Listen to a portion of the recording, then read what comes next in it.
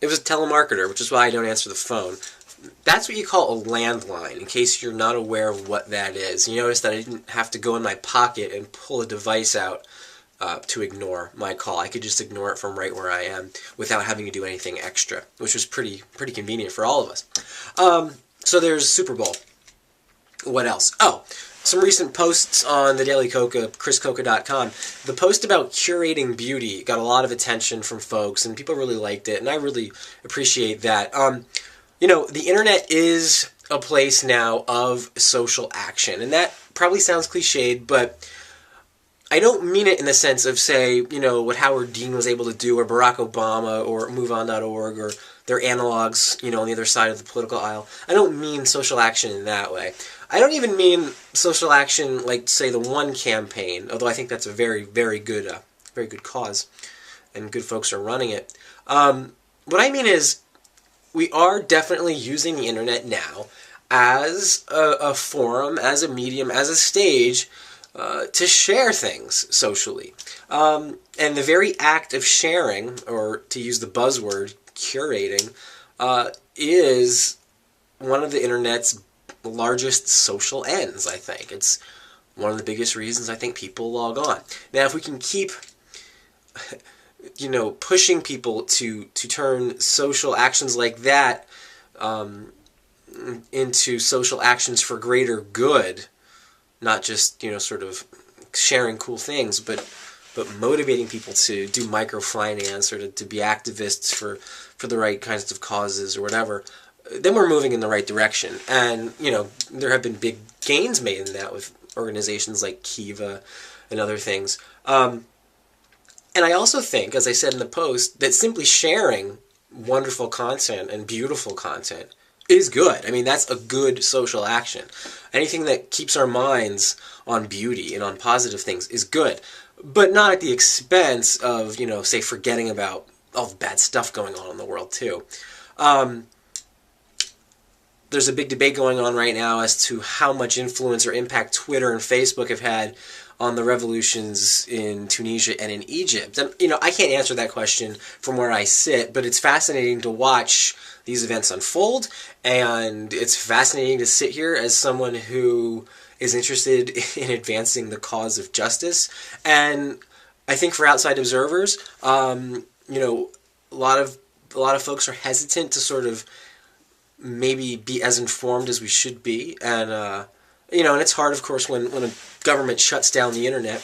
But I'm encouraging everybody to keep reading those feeds, keep reading those hashtags on Facebook or on Twitter, and be informed about what's happening. One of the stark differences between the Egyptian revolution that's going on right now and the Iranian attempt at revolution 2 years ago is that we've sort of been continually captivated by what's happening in Egypt, and rightly so. But in the case of Iran, we were captivated for a few days. And I think we were set to be captivated for a lot longer, but then Michael Jackson passed away. And this is not a joke, I don't mean this to be funny.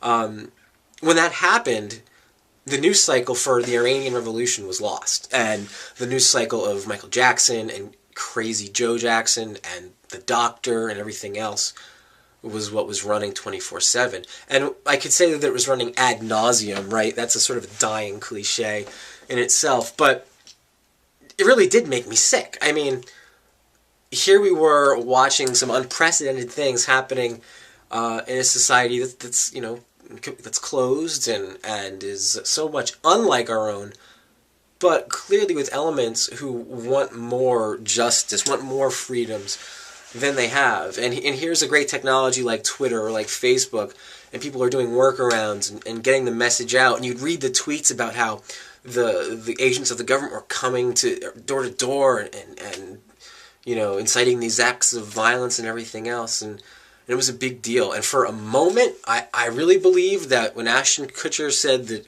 Twitter was going to change the world, I actually thought he was right. And I think it could have. I think it could have changed Iran. But we lost the plot here in the West. And I do not mean to say that the West should be responsible for what happens in the Middle East or anywhere else. But certainly we've got resources, we've got media resources, we've got political resources, and everything that goes with those. And we as citizens who are free citizens in a way that people are not free in some other places, we freely choose what we're going to follow, what we're going to pay attention to. And we can debate about, do we just consume what the news media thinks we want to consume, or do we in some way set that agenda ourselves? I mean, who's really at fault here? Let's have that discussion. That's fine. I do believe strongly that people, in their mid-30s and younger are setting the trend of saying, yeah, I'm a consumer of media, but I'm also a curator. I'm also someone who's putting things out there that are life-giving, that are concerned with justice, that are concerned with using the power of this new technology to make things better. So if that's not you, if you're not someone who's using the social media that's available to you where you are, if you're not someone who's using the resources that you've been given to help advance the causes that really matter, let me just encourage you to start doing that. Facebook and Twitter, whatever the resources are, they're great. They're great for fun, but they're also great, I think, as agents of change. I should restate that. The websites and the utilities that they run, those aren't agents of anything, right? We're the agents of change, or we're the agents of the status quo, or we're the agents of sharing meaningless things online. And like I said before, there's a place and there's even a purpose for sharing stupid things and fun things and funny things. I do it a lot. But when we look at the past few weeks, what's going on in Egypt, Tunisia as well, when we think back to what happened and didn't happen in Iran, I just hope we remember that we've got incredible tools at our disposal, and if we can use those tools to empower people who are seeking justice and who are seeking freedom, then I think we need to do that. So I'm glad that you have an internet connection. I'm glad that I have one. I'm glad we could spend some time together today. Thank you, as always, for hanging out on the video blog. And I'll be back again soon. And thanks a lot. Have a good day. Take care.